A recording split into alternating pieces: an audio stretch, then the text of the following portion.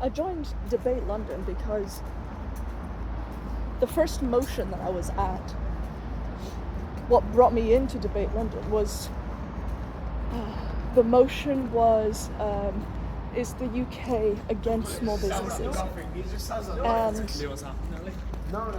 that was, at that point, with Project Pixel, our focus was on helping small businesses primarily.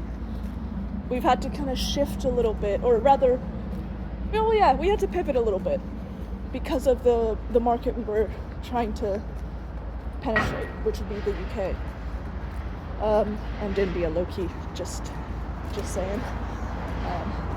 Hopefully there's some stuff happening overseas as well, which is really cool. But yeah, I kept coming. One, because I realized that I know fuck all about fuck all. I know just about nothing about when it comes to politics or what's happening around the world, and I've just been so insular with my life, it seems. Even though I grew up internationally, so I kept showing up because I realized from the first time how stupid I felt. I felt like the stupidest person in the room. And at this point, I had stopped journaling. So I had stopped writing in general, which is something that I used to do a lot. I was a constant writer and reader, proper bookworm. And now, I like this truck pass.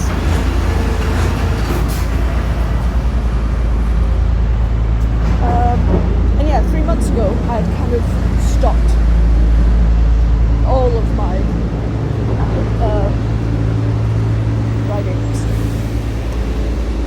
So I realized that if I kept showing up, one, I would be forced to kind of level up my game because, us humans, we're highly adaptable, but we also don't like being uncomfortable. But being uncomfortable is part of the journey, isn't it? So that's...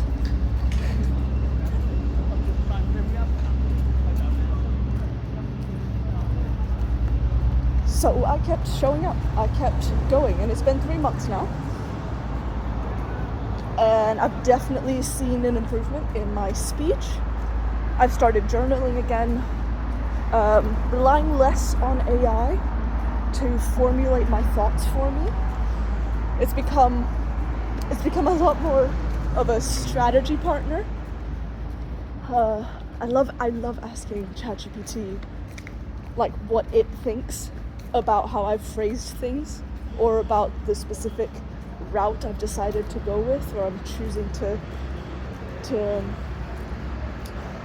explore. Yeah, it works really well, at least for me, in that sense. However, now that I'm getting into more content creation and social media marketing, having a really hard time, because when I say I'm having a really hard time, for starters, it's not like the end of the world. It's difficult because it's uncomfortable. It's not a skill that I've developed throughout the years.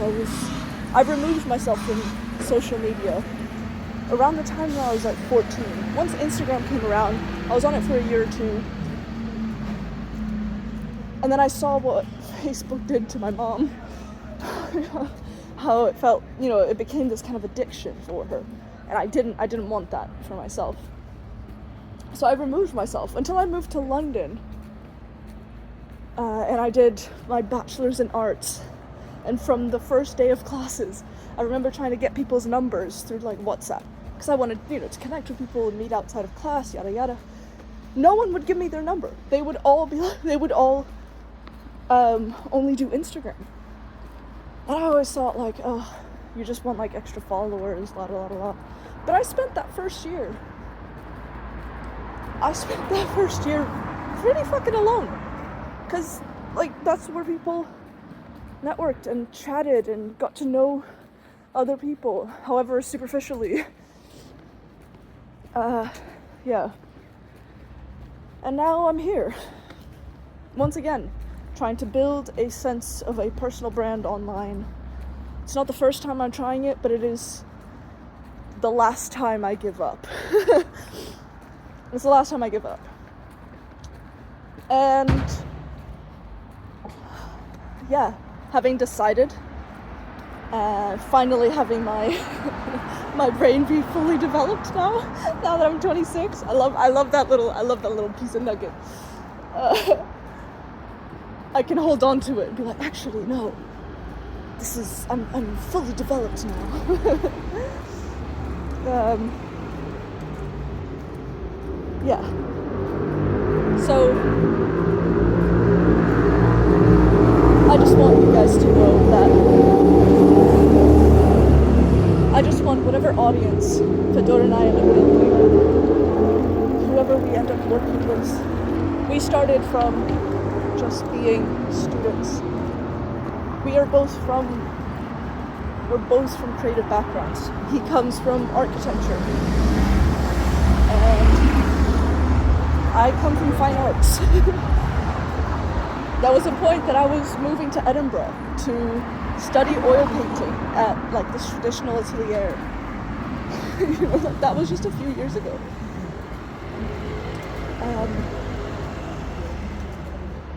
So I don't know, I guess I just want to put it out there that I'm learning as I go, and I need to come to terms and accept that that's actually kind of the whole process. You know, we're not born with all these different skills. And if we want to, typically, I mean, at least this is what I've been told by business owners online and offline, just in person as well, like, the things that you need to do, you're gonna have to build a skill for. Like, you won't just be able to get marketing all, like, so quickly, or, like, there'll always be something that you're missing. And it seems to be the case that the thing that you're missing is the one thing that you really need.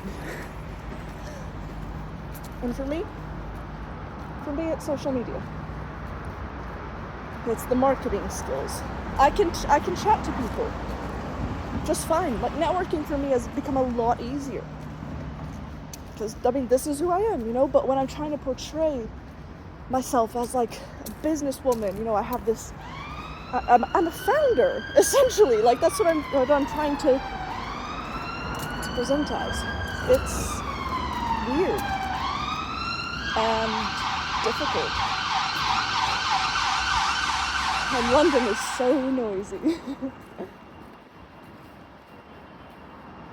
Yeah, that's what I'm doing now. That's what I am dedicated to doing.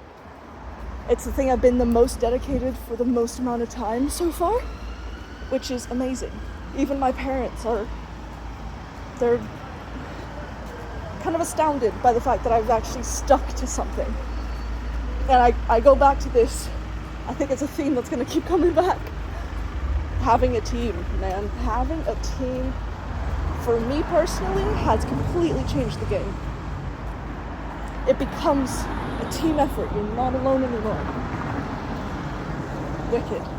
Wicked, wicked, wicked. Oh, so yeah, hopefully you can hear some of that. I'm going to see if I can put some Shazam-a-nam-a-navs in there and get the audio a bit better, but yeah. The day started off and it ended on a high note. Right. I'm logging off now. Logging off. What is this? Early 2000s. I don't even know if that is contextually correct. But whatever.